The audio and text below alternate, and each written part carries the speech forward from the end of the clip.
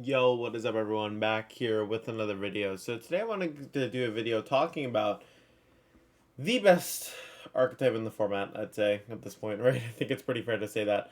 What is called Rinya's Sun. Now, really interesting thing, and I wanted to take a video. I mentioned it last video on the channel, but I wanted to take a video specifically talking about the archetype and kind of talk about its evolution throughout the entire format, and just kind of explain why it's so good in the format right now, what I see kind of beating it in the future, etc. Right now, a really cool thing here to really take note of is that pretty much, it ended up placing 6. Now, you would think because it's literally the only build of its kind out of the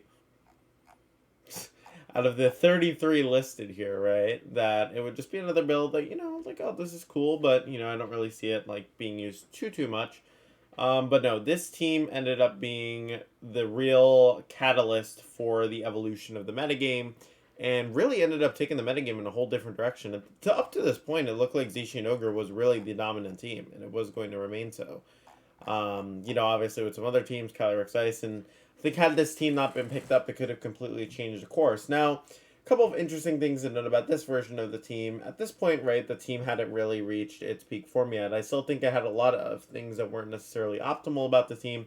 Specifically, the Grimmsnarl was using Iron Ball. I still think Iron Ball is like a really bad set, and I don't think it's good, especially in best of 3. Might have been like a bit more viable because of the best of 1 setting, but yeah, it's not so great. And it was also using Lum Charizard, which has changed over the course, but pretty much the sets to start on this team were, Standard Zacian, Groudon with Assault Vest. We had Charizard with Lumberry double fire move instead of any of the coverage moves. At this point, double fire move made a lot more sense because you weren't necessarily dealing with mirrors very often. At this point, Charizard, I think this was the only appearance of it. There were 2 appearances of it in the top 30 of the IC, right? So at this point, it wasn't really that big of a deal. Then we had Grimmsnarl and then Incineroar Gastro using the Protect Yawn set as usual.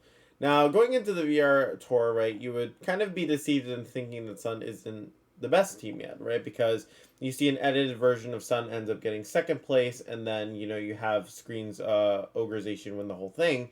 Along with that, I beat a bunch of Sun on my route into, winning the tournament, right? I ended up beating, this version. I believe I beat Juanma using Sun, and then I beat someone else using Sun, if I remember. Or maybe I beat Sebastian. We have to look at this for a second. Maybe I did. Maybe I did play versus him. I did play versus him. Okay, yeah.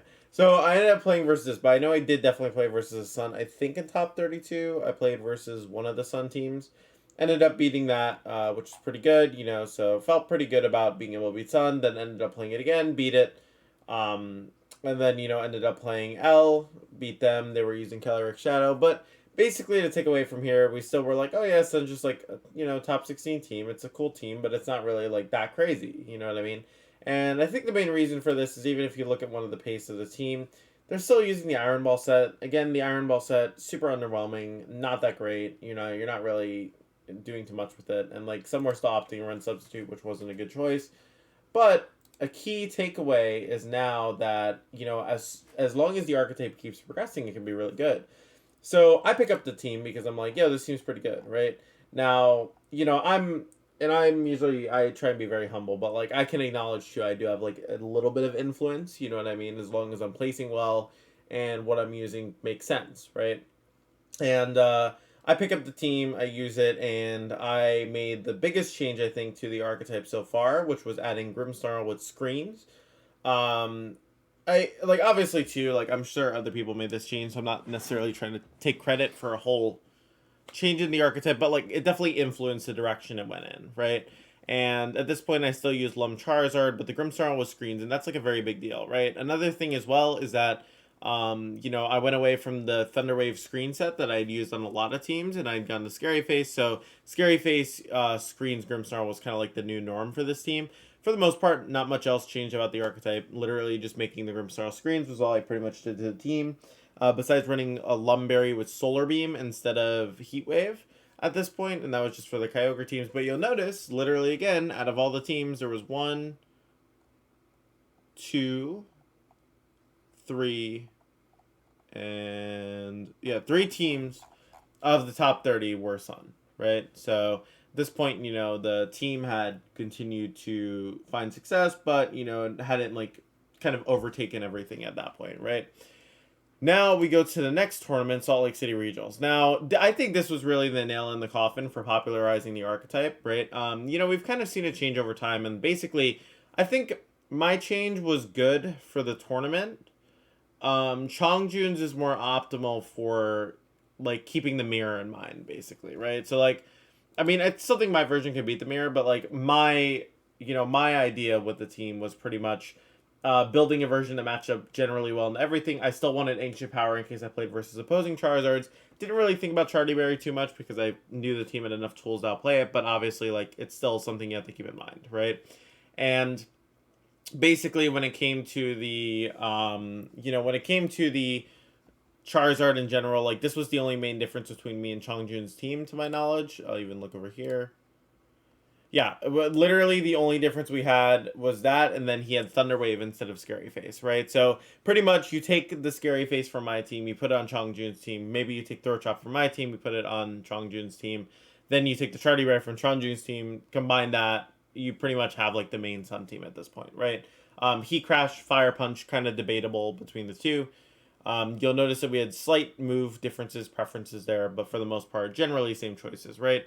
Now, this was a really interesting thing to keep in mind, right? Because for the most part now, Sun kind of has this, like, identity crisis with the Charizard sometimes, where you're trying to pick between Life Orb, Chardyberry, and, other items. And if you're using Chardyberry, you're more concerned about the mirror. If you're using,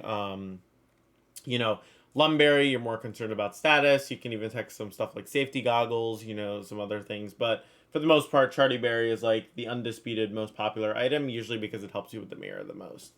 So that's kind of the general idea when it comes to, this team in general. And then we have Liverpool Regionals.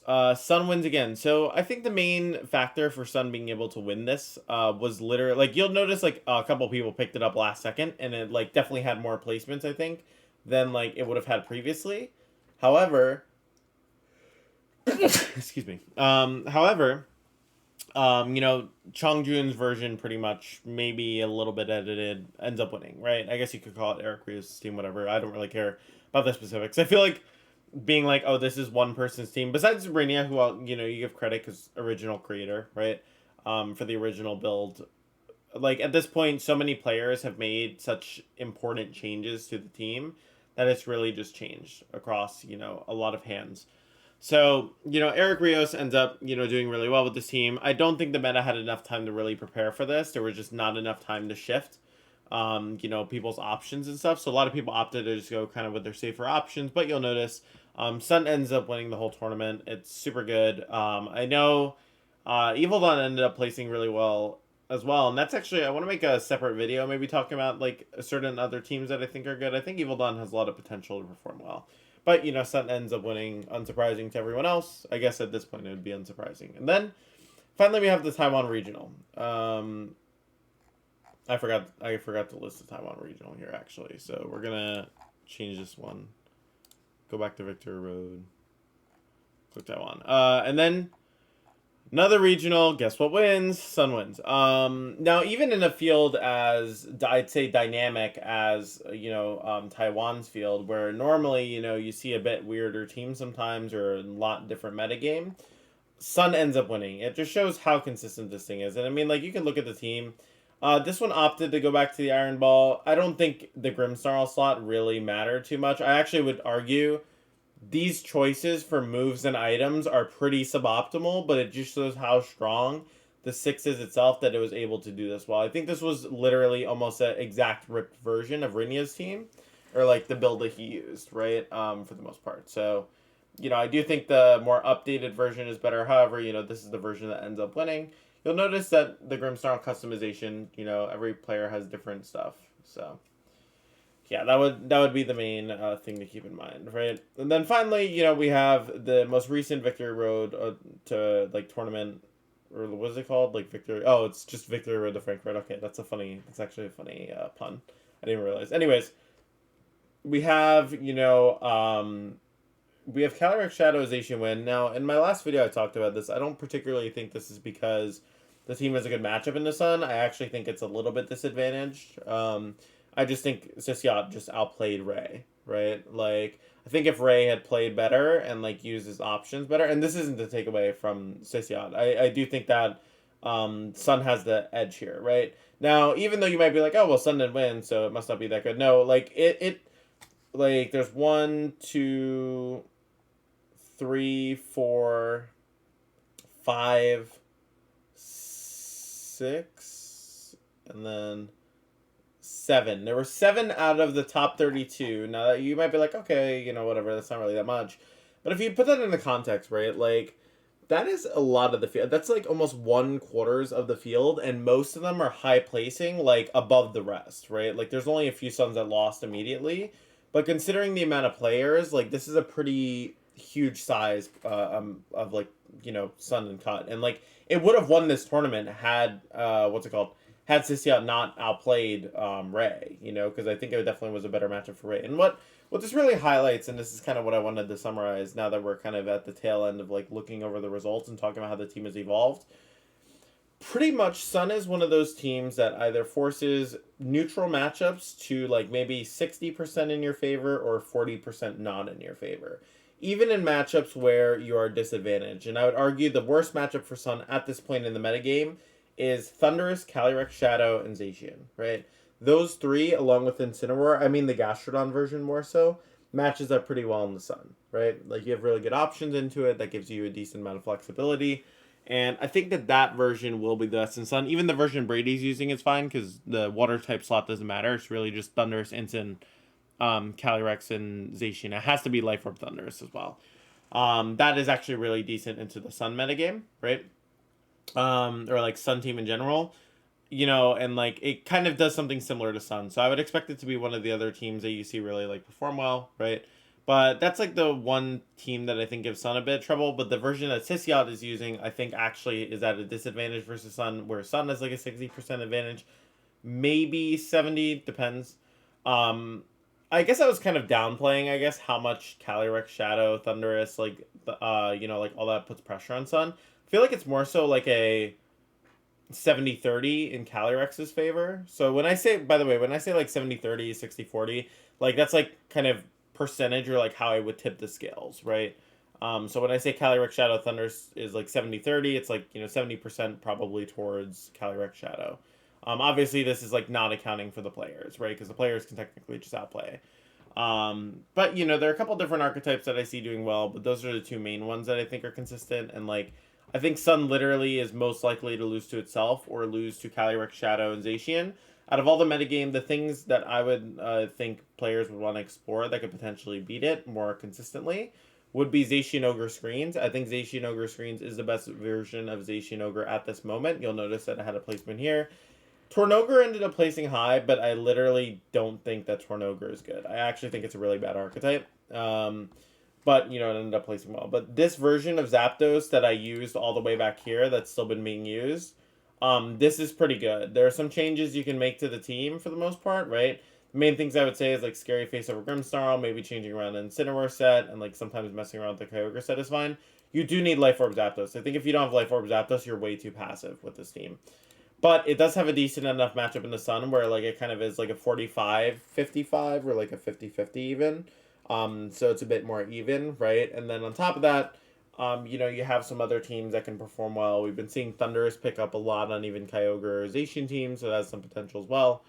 But yeah, that would be pretty much like the main teams I would highlight. I don't think Palkia Kali Ice is a good call right now in the metagame because I do think that even though it's really good into like most other teams, it is really rough playing it into Sun. I think Palkia in general is super awkward into Sun, and I think for that reason it's not really worth exploring as much. But you know, obviously we'll see how the metagame progresses, but hopefully for you guys, this was a good kind of insight into the format from my perspective, and also kind of gives you guys some ideas maybe going into the future.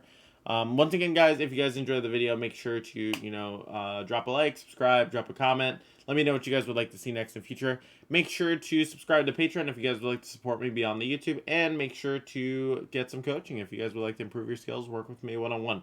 Once again, guys, thank you for all the support. Incredibly appreciate it. See you guys on the next video. Peace.